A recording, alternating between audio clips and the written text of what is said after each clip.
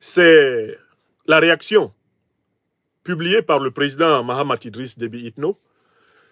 Le président du Tchad a publié un billet sur sa page Facebook qui a attiré mon attention à cause d'un mot qu'il y a dans son billet là. À cause d'un mot qui est utilisé dans le billet. Pour expliquer les événements du 8 janvier, voici ce qu'il a publié. Alors, je regarde ce que dit le président Mahamat Idriss Déby Itno. Il a dit quelque chose là, il y a un mot qui m'a fait tiquer. J'ai dit, s'il dit ça, c'est qu'il veut nous dire autre chose derrière ça. Parce que derrière un mot, il y a un mot.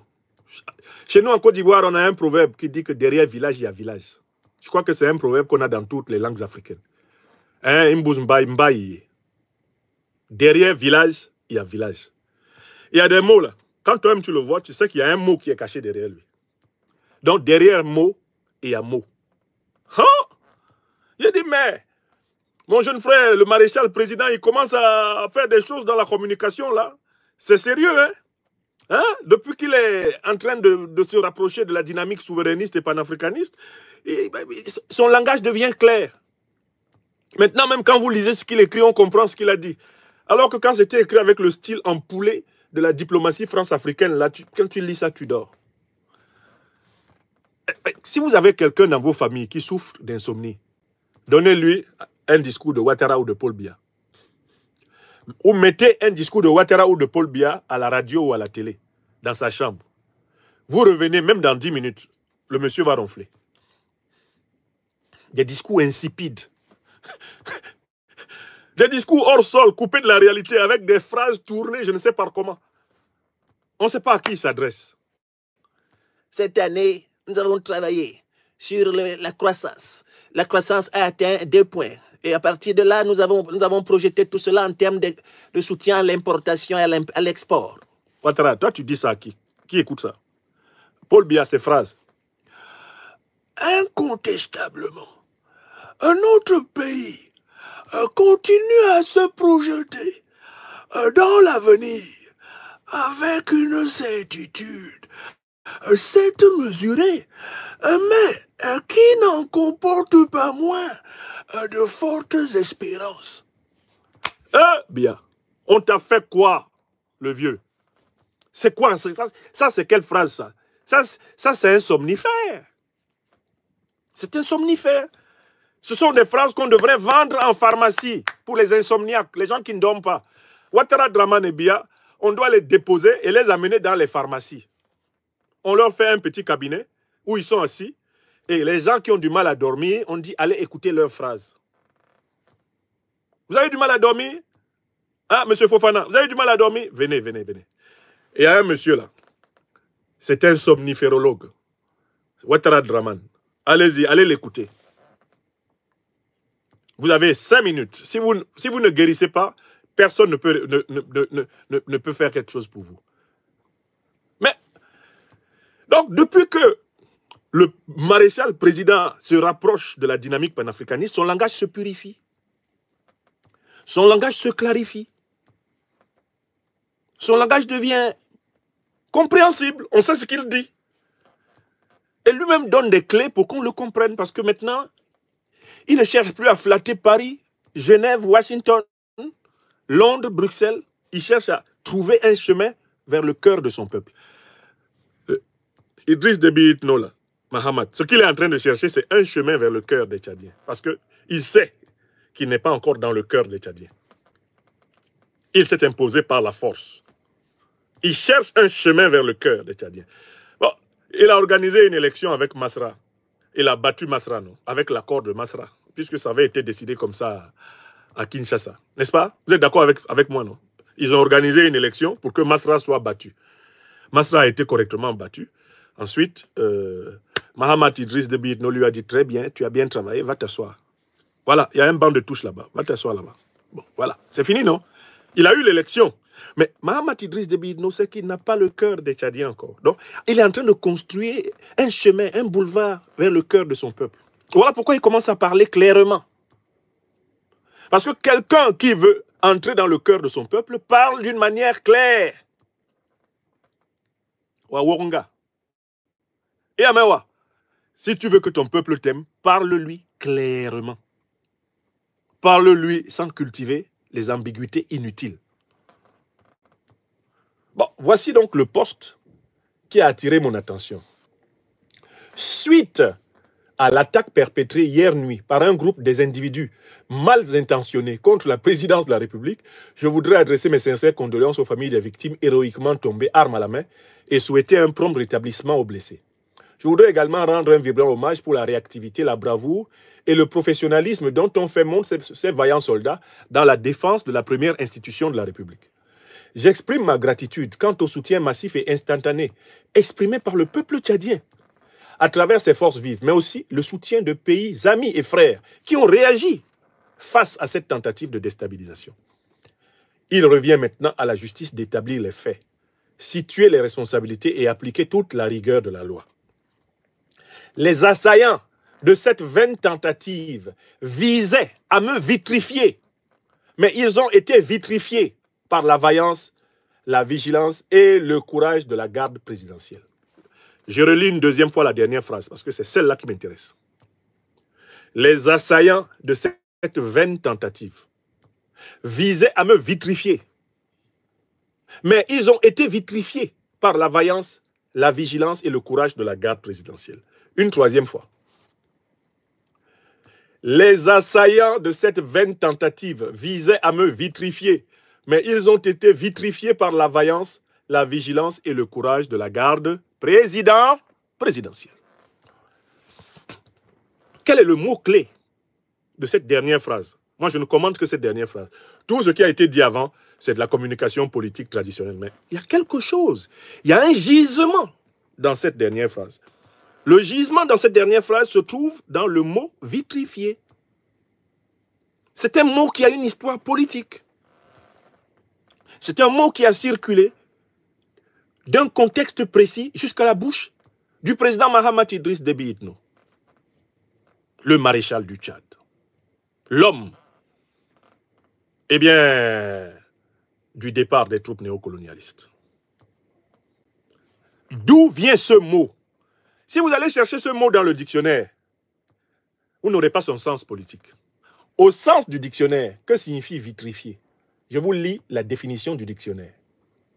Larousse, dites-nous, dans la langue française académique, qu'est-ce que c'est que vitrifier? Vitrifier. Vitrifier, c'est transformer, c'est un verbe transitif qui veut dire transformer en verre par fusion ou donner la consistance du verre à une matière. Verre, V-E-2-R-E, transformer en quelque chose qui est en verre, un peu comme un verre. Donc, pétrifier quelque chose. Ça veut dire recouvrir d'une matière plastique transparente. Vitrifier. Deuxième sens, c'est envelopper de matière plastique. Bref, en fait, dans tous les cas, vitrifier, c'est neutraliser, c'est pétrifier, c'est faire que une réalité soit littéralement transformée en quelque chose qui est figé. Vitrifier, c'est tuer. C'est tuer. N'est-ce pas? Alors, si vous restez là au niveau du dictionnaire Larousse ou du dictionnaire Robert que je viens de lire, vous n'avez toujours pas le sens politique de cette phrase. Alors, il faut faire un effort. À ce moment-là, on va dans le livre d'un des individus les plus loufoques de cette époque, le porteur de mallette de la France-Afrique, Robert Bourgi. Je vous ai dit de ne pas acheter son livre. J'ai déjà acheté son livre pour vous. Tout ce qu'il a dit là, je vais vous dire par morceau. N'achetez pas, parce qu'il a déjà mangé tellement l'argent de l'Afrique que ça me fait mal que les Africains même achètent encore beaucoup son livre. Laissez nous autres, ceux qui veulent travailler sur le livre, qu'ils achètent. Mais n'achetez pas trop, parce que ce type-là, c'est trop. Il a eu l'argent des mallettes de tous les dictateurs africains. Il venait donner les mallettes aux autocrates français. Jamais lui ne s'est retrouvé au tribunal correctionnel pour ça. Moi qui reçois des dons publics, c'est moi qui suis au tribunal correctionnel. Bourgi, là, tout l'argent de l'Afrique qu'il a mangé. Pas un procès. Pourquoi? Parce qu'il mangeait ça avec les gens qui sont à l'Élysée. Vous voyez ça? C'est ça. On dit toujours que le poisson pourrit par la tête. Bon, revenons à notre affaire. Le mot vitrifié a connu un sort dans le champ de la sémantique politique africaine dès lors qu'il a été prononcé par un Miti Dominici, c'est-à-dire un intermédiaire célèbre de la France-Afrique, c'est ce monsieur, Monsieur Robert Bourgi. Rendez-vous à la page, pour ceux qui possèdent son livre, à la page, eh bien, 285. À la page 285. Je vais vous lire l'extrait dans lequel on trouve le verbe vitrifier, utilisé d'une manière singulière.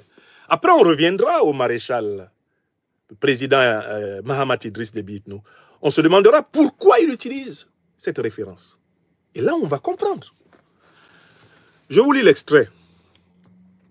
Au soir du second tour, je maintenais qu'il avait été élu. Proche d'Alassane Ouattara, Nicolas Sarkozy a pris fait et cause pour la Commission électorale nationale indépendante. Dès lors, pour lui, il fallait que Laurent Gbagbo s'en aille, selon sa propre expression. Il fulminait. Sarkozy fulminait. Cette position m'a été confirmée lors d'un entretien à l'Élysée, début décembre 2010. Alors que la crise post-électorale pointait, il pestait en bras de chemise. Sarkozy pestait. Il me casse les pieds, ton Gbagbo. Mais pourquoi dis-tu mon Gbagbo? Je connais aussi tous les autres protagonistes. Il est victime d'un faux calcul de notre pays. Il voulait que je le persuade de quitter le pouvoir, qu'il foute le camp. En accord avec les partenaires européens et occidentaux, il était même disposé à lui proposer tous les égards dus à un ancien chef d'État. Une chaire d'histoire dans une université française, un salaire mensuel de 30 millions de francs CFA. Vous voyez comment on vend les postes dans les universités en France? Un salaire mensuel de 30 millions de francs CFA, versé par la présidence ivoirienne, une protection rapprochée, bref, la totale. Je suis alors retourné dans le bureau de Claude Guéant pour téléphoner à Laurent Gbagbo, investi le 4 décembre 2010. Son aide de camp m'a indiqué qu'il était remonté comme jamais, que Laurent Gbagbo était remonté comme jamais. Il m'a pris malgré tout au téléphone, très agacé, il me dit « Alors Bob, alors, Bob, il y a quoi? Qu'y a-t-il » Laurent Gbagbo demande à Bob. Et le fameux Bob, c'est-à-dire Robert Bourgi, répond à Gbagbo « Laurent, on se connaît depuis plus de 20 ans, tu es le tonton de ma famille. Je t'appelle du bureau du secrétaire général de l'Élysée. Je sors de celui du président de la République. Voilà ce qu'il te propose. » Et aussitôt, Laurent Gbagbo répondit « Bob, écoute-moi bien. Dis à Sarkozy que je serai son Mugabe. Je refuse. Je ne capitulerai pas. Je vais prendre d'assaut l'hôtel du Golfe et je comprends que tu n'es plus mon ami. » Ces propos m'avaient extrêmement chagriné. Nous sommes retournés dans le bureau du président Sarkozy qui nous attendait dans un canapé. Apprenant le rejet de ces propositions, je le vois bondir d'un coup. Il dit, dès demain, je le vitrifie. Sarkozy de Nagui Borcha, ce bout d'homme bondit sur ses jarrets et s'écria, dès demain, je le vitrifie. Dès demain, je le vitrifie. Dès demain, je le vitrifie. Et Bourgi de commenter en disant, la suite est connue. À la page 285. Voilà donc le contexte dans lequel le concept de vitrification est devenu un concept de la politique africaine. C'est la bouche de Nicolas Sarkozy qui a utilisé ce concept. Maintenant que nous connaissons le sens politique du concept de vitrification, c'est-à-dire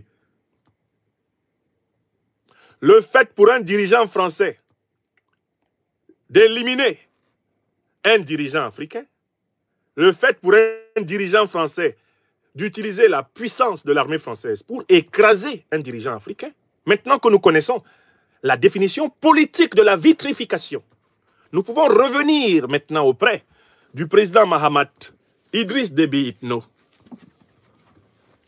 et nous poser la question suivante. Mais pourquoi utilise-t-il le concept de vitrification? Est-ce que le président Mahamat Idriss Déby Itno utilise le concept de vitrification au sens ordinaire de la langue française, tel qu'il est défini dans le Larousse? Ou est-ce qu'il l'utilise au sens politique, c'est-à-dire au sens de l'action de tentative d'assassinat, voire d'assassinat, d'un dirigeant africain par un dirigeant français, colonialiste ou néocolonialiste?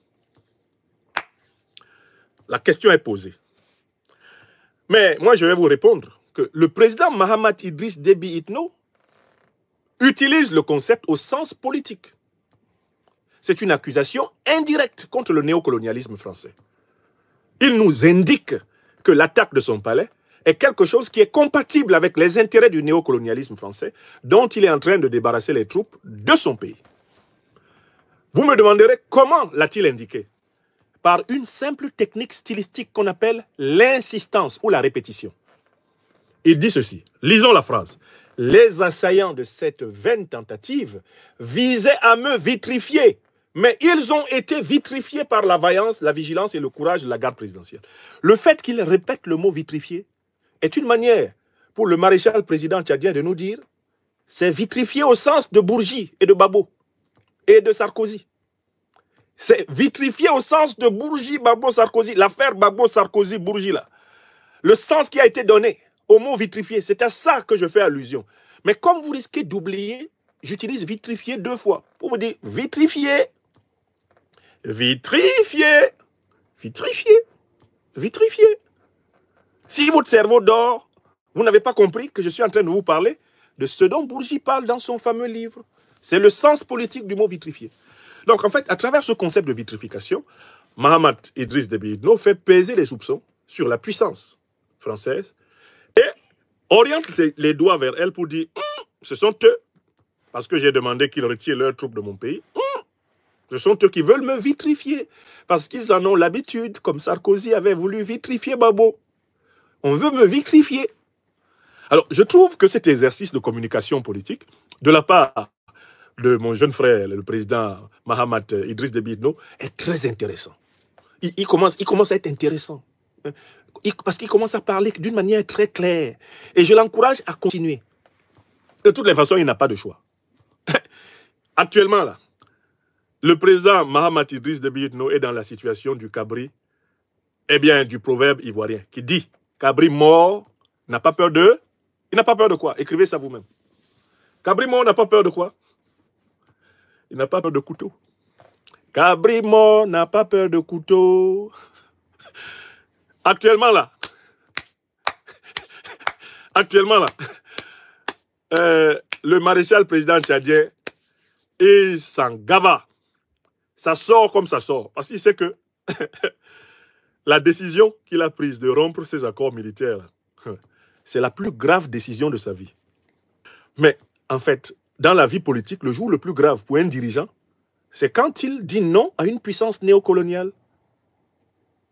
Dans la vie politique, là, le jour le plus grave pour un dirigeant politique africain d'un pays néocolonisé, c'est le jour où il dit non. Parce que le jour-là, il a signé, du point de vue de la puissance néocoloniale, son arrêt de mort. Yamewa, vous avez compris, non? Vous voyez déjà comment nous qui sommes des civils, qui n'avons pas pris les armes, qui n'avons pas exercé le pouvoir politique en tant que tel, vous voyez comment on nous persécute. Combien de fois, lui? D'où le mot vitrifié. Il utilise le mot vitrifié parce qu'il est conscient que du point de vue de certains, lui, il est un futur mort par accident. Oui! C'est ce qu'il veut nous dire. Et j'aime la lucidité du président tchadien. Il sait que là où il est là, il est cabri mort qui n'a pas peur de couteau. Donc il dit, comme on dit chez nous à Yaoundé, Moraou aou. Moraou aou. Quelqu'un est mort, il est déjà mort. Et il l'a déjà dit, quand il est allé combattre dans l'opération Haskanit, il était assis là-bas avec son fusil posé sur ses jambes. Il dit de toutes les façons, c'est Dieu qui choisit les jours de ta mort. Hein. Mais il faut se battre. Il faut se battre. Cette disposition mentale, cette lucidité-là est extrêmement importante pour un dirigeant politique qui veut aller dans la dynamique de la souveraineté. Monsieur le Président, accélérez les opérations. Rapprochez-vous vers vos frères de l'Alliance des États du Sahel. N'ayez pas peur, n'ayez pas honte. Accélérez les opérations de réconciliation nationale avec vos frères. Faites souffler un vent de confiance, un vent de paix. Acceptez de reconnaître vos torts, vos fautes, vos erreurs devant vos frères. Faites souffler ce vent-là. Enlevez du cœur des Tchadiens la peur permanente d'être tué et de mourir violemment par la faute des Tchadiens. C'est ce que je voulais vous dire et je tiens à vous remercier, mes chers amis. Soyez bénis. Soyez bénis, mes chers amis.